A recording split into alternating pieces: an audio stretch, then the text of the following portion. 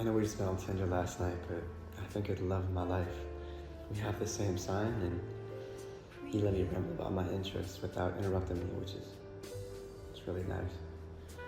I really appreciate that. So. And that makes me happy. Because that means that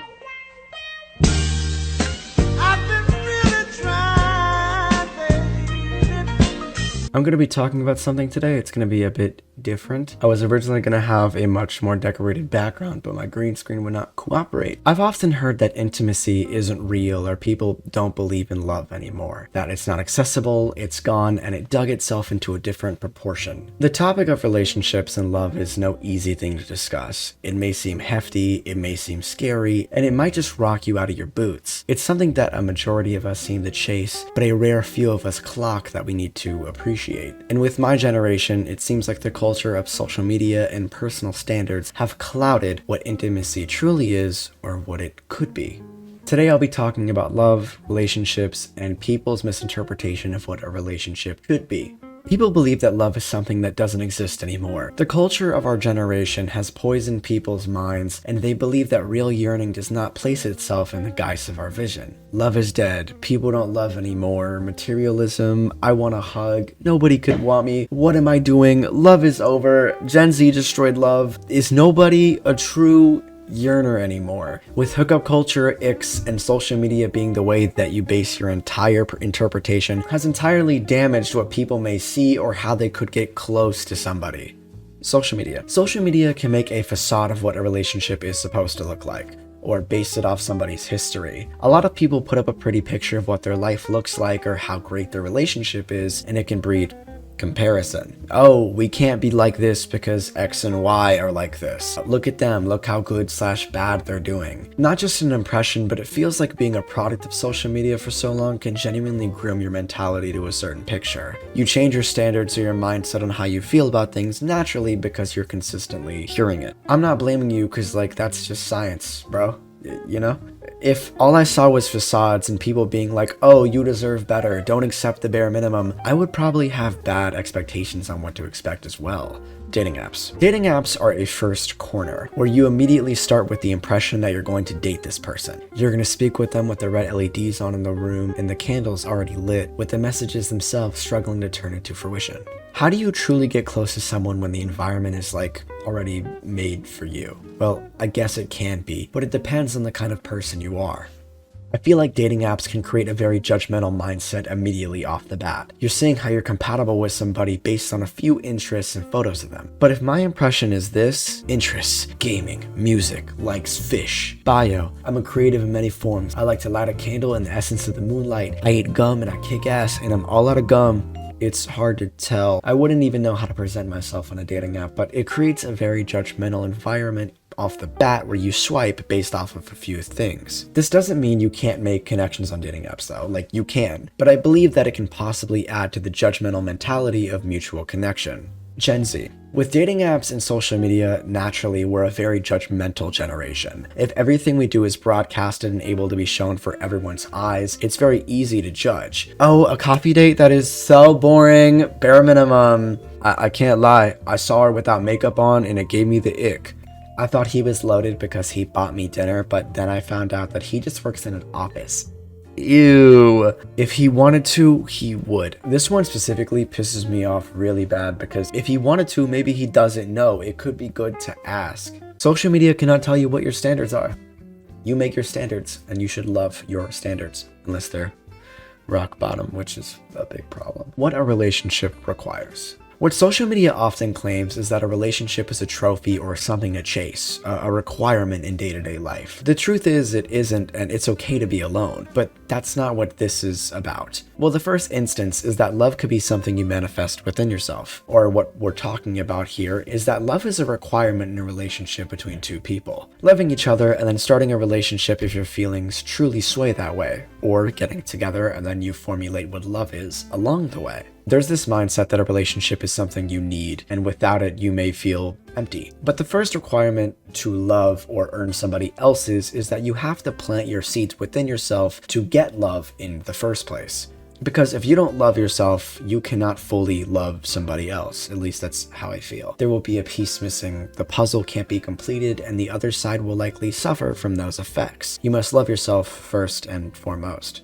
You need to make your garden and let your butterflies fly to you first, instead of calling them without a flower for them to land on. I've known a lot of people who thought they were lonely or missing a part of their life because they didn't have a relationship. They felt like it was a necessity and a lifeline, something they needed to obtain or else they can't be full. But that just isn't true, which is something I feel like social media has also shaped with this generation. Not claiming previous generations haven't felt loneliness, because they totally have, but the toxicity of quick spread mindsets can shift so heavily with us and us first. If you feel empty and you seek a girlfriend, you aren't looking for companionship. You're looking for a person to fill the void. But you have to fill the void yourself. Self-love is the first step to love, and the first step to truly being able to put yourself into a relationship. But enough about our toxicity. Let's talk more about self-love and relationships. I know a lot of people, and a lot of them are in different stages of their life. I have friends who I went to high school with who are married, engaged, have kids, or have been dating someone on the internet for a few years. Now, I do think marriage is a bit crazy. I mean, I'm 20, but everyone lives life differently. It's not my place to judge. There is no ring on my finger. At least I don't think so. For some people, they cling on to a relationship as a piece of their life. They mended their life and the way they live because of a relationship. Or as they were working on their life, one just fell into their hand. It just kind of happened. And with either path, I consider love to be the opposite of a fallacy. You know it if you know it. A relationship is something that can be very difficult to have. I mean, relationships are difficult. That's kind of like the point. It's having somebody else be a complete part of your life and being able to share your slice of life into theirs. If you're able to handle that fact, having someone who has you in your most vulnerable but also your best states, that's a really good sign. Because that's what it is. A relationship in its first step is trusting someone. Completely free of judgment, honeymoon period or not, in their best clothes or their ugliest PJs.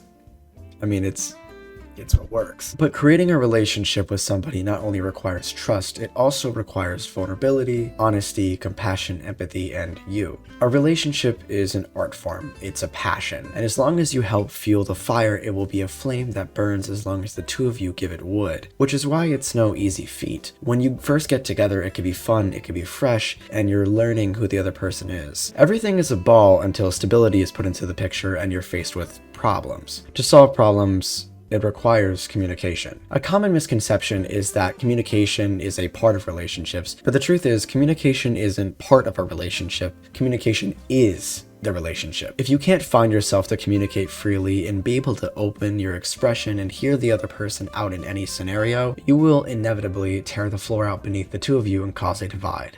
But it doesn't have to be that violent of a metaphor, so I'm sorry for that. When a relationship is described as your other half, it doesn't have to mean literal. You don't have to rely on them for half of your lifestyle, but it is allowing them to be a big part of your picture without them having to ask for it. A relationship is vulnerable and it is completely open. Being able to love freely and feel like a complete version of yourself without fear of the outside world is a connection that can be made to the elation of childhood. You share your favorite movies, your music, that one poem you wrote that you thought was so bad, but the person is happy that you're passionate. The freedom in a room that is ever changing, euphoric, and warping to the couple's vision is a beautiful picture that you can encapsulate together. Think of this free love in a relationship like a picture. But every great picture that captures an everlasting memory requires a good frame. That frame is your foundation. That foundation is built upon trust, communication, and chemistry. And to truly be able to help build that foundation, it requires love from all parties involved.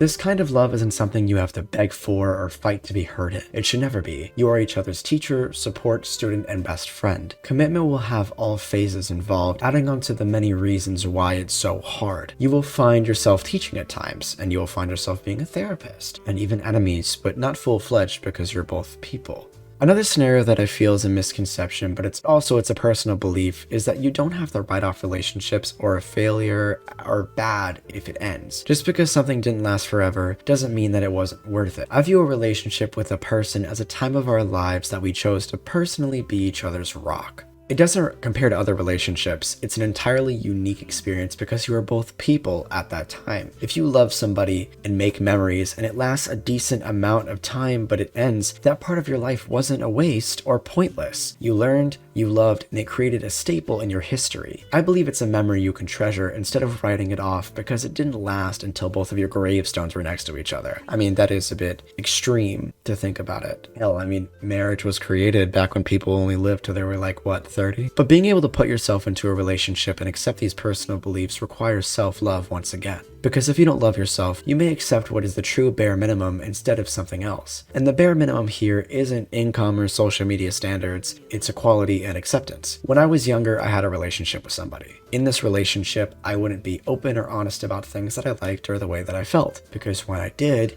it was seen as wrong or taboo. So my solution was to entirely endow myself with what I knew the other person would like as a way of acceptance. Despite seeing their automatic judgment with the way that I truly was, I did it anyway. Since I fully endowed myself with what they liked and that's how I was accepted, that's what I thought a relationship was supposed to be. But that wasn't true. I had another one, also when I was younger. In this relationship, I believed it was the best thing I ever had because I was accepted for who I was. I wasn't necessarily in a great state or in a mutual loving space, but I thought because I was accepted despite my flaws, that's what love was. That was the bare minimum, but I thought that was as far as it went. But if you have to ask to be heard or believe that somebody not pointing out your insecurities is love, you're wrong. That's a pathway to dependence and a blockade in the path of accepting who you are first and foremost. When you love you, you can love someone else as well. And you won't accidentally make yourself settle for less. I see this kind of relationship between people as music sometimes. It's corny, but hear me out. In music, you need a melody, rhythm, dynamics, or an instrumental, you need percussion, a backing track, another instrument, and a voice, if you want. You can be the melody, and somebody else can join you as a dynamic, and you make a song. Human connection and chemistry is art, and it is music. Love can be a connection or a chemistry. Love can be a melody and a dynamic because love isn't how much someone can pay you or the standards given to you by social media or what someone tells you is worth it or if they've modeled on the front of a magazine and that's the picture that you wanted to swipe on. Those feelings don't ignite love, they ignite want. Love is seeing them laugh and feel warmth. Love is wanting to do things for them to see them smile. Love is being there for a person in their time of need, even if they don't ask for it. Love is the excitement of your surroundings. Love is holding them to sleep and not caring that your arm went numb. Love is being comfortable in silence. Love is having the ability to let them go, even if you don't want to. And if you can't find somebody to love, or you don't have it, love you. Because who could be a bigger fan of yourself than you? Whether you love it or not, love to me is very much alive. Yearn for it, wish for it, love for it. Thank you for sitting down with me and listening to a personal essay, even though it's very different. I will leave now. Beautiful, beautiful exit. Thank you to my patrons, Mimi Dix, Kennedy Carson, Kitty Dog, and Yosarian. I'll catch you guys in the next one. Love you.